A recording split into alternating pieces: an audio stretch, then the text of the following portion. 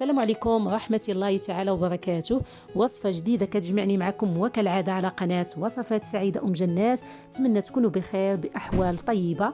اليوم إن شاء الله كيف كتشوفوا واحد الطبق يعني حلو، نخرجوا شويه على المعتاد. انا عودتكم مؤخرا اني حطيت اطباق هكا تقليديه نوعا ما، فاليوم ان شاء الله قلت علاش ما نتقاسمش معكم هاد الطارت بالحامض او طارت او سيترون. كتجي رائعه ولذيذه ومنعشه هكا، يعني بتشكيله زينتها ديال الفواكه. ممكن تخليوها عاديه هكاك بواحد العجين اللي ذهبيه مقرمشه ورائعه ناجحه معكم من اول مره. الا درتوها الطارت ما تستغناوش عليها. فلا عجبكم الفيديو ديال اليوم ما تنساونيش اخواني اخواتي من لي لايك، وكذلك خليوا لي تعاليق جميله. ومرحبا بالناس اللي انضموا عندي القناه، واللي مازال ما انضموش مرحبا بهم، مع تفعيل الجرس باش يوصلكم من عندي كل جديد. وباش نحضروا ان شاء الله هاد الطارت ديال اليوم كيخصنا كمقادير، كندوزو بسم الله وعلى بركه الله. غنحتاجو باش نحضروا في الاول العجين ديال هاد الطارت. كيجيكم كيف قلت لكم واحد العجين اللي ناجح وزوين.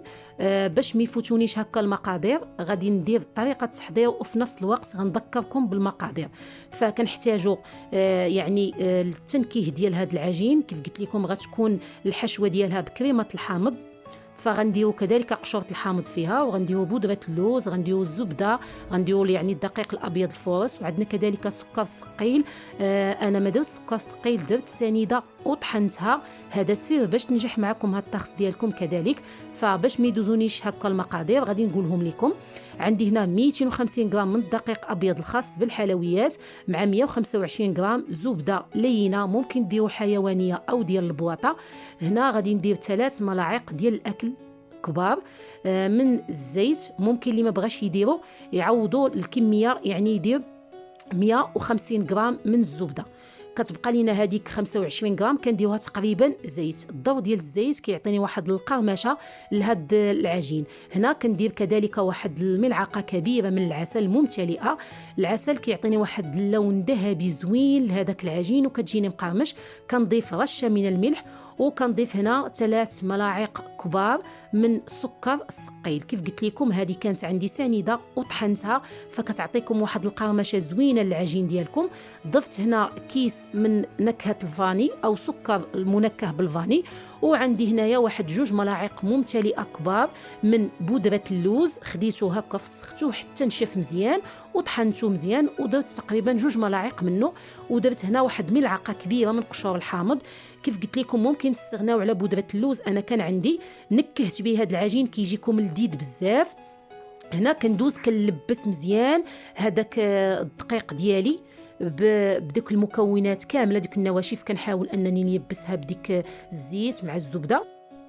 فكيف قلت لكم بعد ما هكا يعني دخلت هذيك النواشف، دخلت لهذيك الزبده وديك الدهون ديالي، فكنضيف هنا كنجي هنا كنجمع بصفار بيضه هي اللي غتجمع لي هذا العجين. ولا احتاجيتوا شفتوا العجين ديالكم ما تجمعتش لكم كتكملوا بداك البياض ديال البيضه.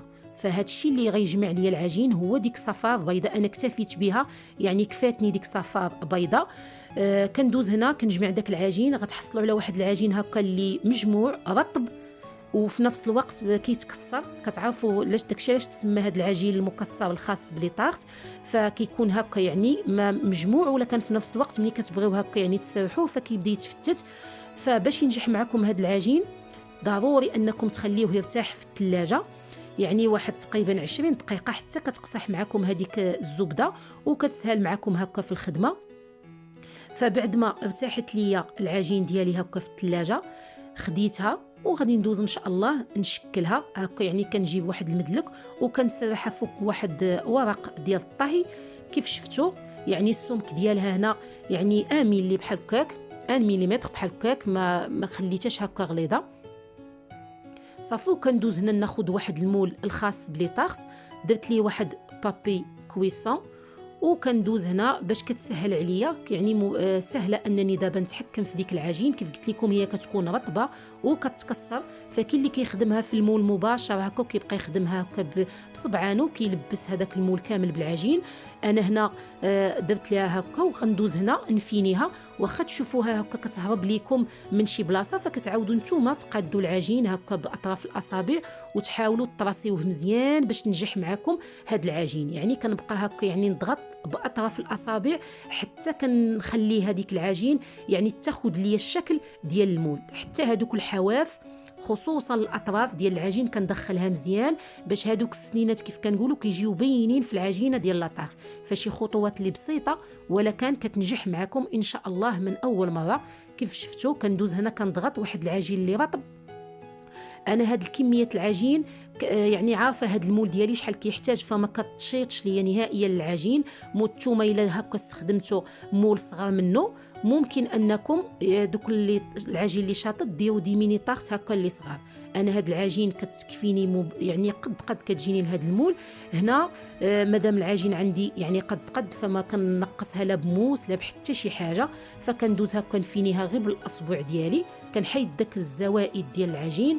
ومهمه هاد العمليه دابا اننا ندخلوها للثلاجه ترتاح 30 دقيقه.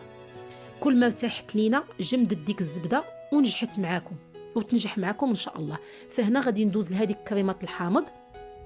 فباش نحضروا هاد كريمه الحامض كيخصنا هنايا يعني كمقادير، انا غادي نحاول اني نقول لكم وفي نفس الوقت غنعاود معكم يعني المقادير في طريقه التحضير، فكنحاول اني ما نطولش عليكم وفي نفس الوقت يعني تعم الفائده. فهنا خديت عصير الحامض، درت هنا تقريبا واحد 85 حتى ل 90 ملي من الحامض، من عصير الحامض، تقريبا عصير 2 حامضات على حسب لا كان فيهم الماء ممكن تمشيو حتى ل3 الحامضات. هنا خديت اول حاجه غناخذ 2 كؤوس من الحليب 120 ملي كل كاس، وغادي نديرو في واحد الكاسرونه ونضيف عليه قشور الحامض اللي نفس الحامض اللي خديت منه العصير، خديت منه القشور وحركتهم هكا مع الحليب وغنديهم فوق النار حتى يغليو. خديت هنا سكر سنيده عندي هنا 120 غرام على حساب الحلاوه، كي اللي كيبغي الكريمه حلوه كي اللي كيبغيها هكا يعني ناقصه شويه ممكن تمشيو 120 140 غرام هكا سكر سنيده او 150 غرام كذلك الا كان الحامض هكا يعني مجهد. فكنديروا 2 صفار ديال البيض وكنديروا معاه ديك كميه من السنيده. انا هنا درت 120 غرام من سكر سنيده ودرت هنا ديك الكميه ديال الحامض. كنبقى نخلط وكنضيف عليهم هنا يعني البودره الخاصه بالكريم باتيسيير.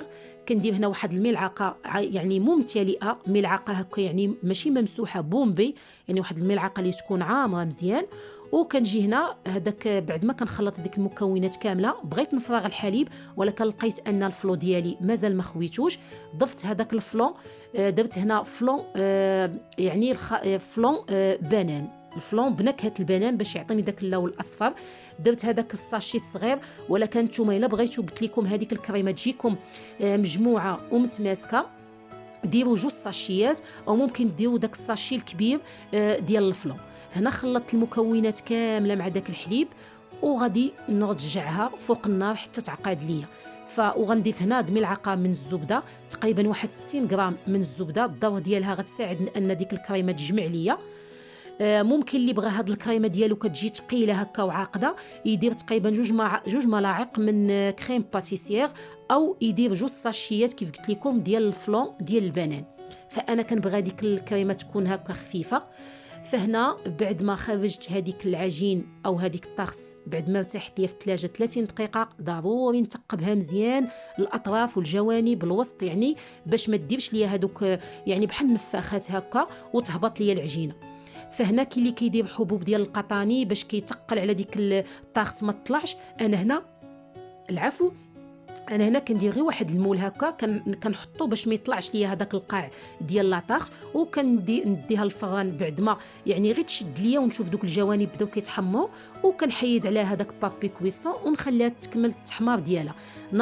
نصيحه اخرى، خاص الفرن تكون الحراره ديالو مرتفعه باش ما تهبطش لكم وتذوب ديك الزبده بسرعه. ضروري هاد المخبوزات اللي كتكون فيها الزبده خاص تكون الحراره مرتفعه.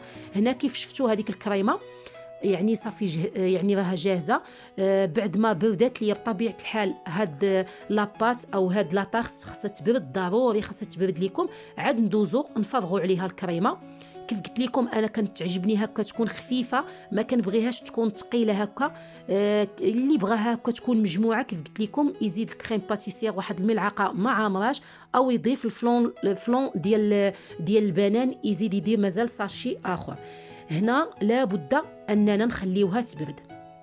من بين الحوايج باش تنجح معكم لا طارت، بعد ما نخويو عليها هاد الكريمه ندخلوها للثلاجه تبرد لينا، يعني بحال دايرين مثلا الفلو، كنخليو حتى كيتماسك لينا مزيان. عاد باش كندوزو اما نقدموها ولا بغينا هكا يعني نقطعوها او نزينوها، كتبقى يعني شاده هكا في راسها. كيف شفتوا انا هنا بعد ما زينتها غنديها للثلاجه حتى بردات. ها نتوما كتشوفوا ومازال خصها مازال تبرد، لاني خليتها في الثلاجه تقريبا غير واحد الساعه المكانه باش نكمل معكم هكا التحضير. قلت انا علاش ما نزينهاش، هي نورمالمون طارت او سيترون تبقى هكا، كنجيبو غير دي طرونش ديال الحامض وتزينوا بها، ولكن انا كانت عندي تشكيله من الفواكه بغيت هكا يعني كيف كنقولوا نزيد مازال نزينها بتزيين اللي يكون زوين وكيتير. هنا غادي نجيب واحد الناباج ممكن نقولوا يعني لا جولي باش كنزينوا هذيك كندهنوا به ديك الفواكه، كتعطينا واحد بريونس زوينه. كنديو ليها واحد باش نحضروا هاد الناباج منزلي او انجولي. لا جولي كنديو ليها واحد كاس ديال سكر سنيده مع نصف كاس من الماء، وكنديوه فوق البوطه مع ساشي ديال الفاني، وكنخليوه حتى يطيب ليا، يعني ما يكون السيرو يعني اكثر من سيرو، يكون بدا كيعقاد لينا خاتف شويه، وكنطفيو عليه كنخليوه حتى شويه هكا نبغيو نديرو به، وكندهنوا به ديك الفواكه. ولا شتو هكا يعني تجمع معكم ختاب، كنعاودو غير ندفيو شوي وكيتطلق معنا. هنا نصيحه الا كنتو هكا غتزينوا لي طارت ديالكم بالتفاح او البنان، فكيف كتعرفوا انه كيتاكسد وكيكحال، فكنعصروا عليه عصير الحامض عاد كنزينوا به. انا هذا هو الاقتراح ديالي. زينت. الا كنتو غتزينوا بالفواكه بحالي زينوا كيف ما بغيتوا، ممكن تخليوها عادي غير بالكريمه الحامض، ولكن بهذا الشكل كتجي رائعه. كيف شفتوا دهنتها بديك يعني داك الناباج اللي درت، كيعطيها واحد يعني واحد اللمعه زوينه هكا كتشهي ديك الفواكه، وكذلك يعني كيزيد يعطيها واحد المذاق حلو هكا زوين. وديك الكريمه ديال الحامض راه كتشوفوها صفراء من التحت، يعني الوان رائعه كتاخذ العين، كتشهي، لذيذه ومنعشه. مع لاباط كيف كتشوفوها جات مقرمشه رائعه وذهبيه، كيف كتشوفوا ما طاحت ما كتفتت ما حتى شي حاجه، بقات مطراسيه نفس خدات يعني هكا الشكل ديال المول مع هذيك الحواف ديالها، يعني ناجحه 100%. كنتمنى يا ربي ان الفيديو ديال اليوم يكون نال اعجابكم. لا عجبكم الفيديو ديال اليوم ما تبخلوش عليا اخواني اخواتي من لي لايك ومن التعليق، ومرحبا بالناس الجدد، وكذلك الناس اللي مازال ما انضموش القناه يدخلوا عندي مرحبا بهم، يفعلوا الجرس باش يوصلكم من عندي كل جديد. وفي الاخير الى فيديو قادم والى اللقاء.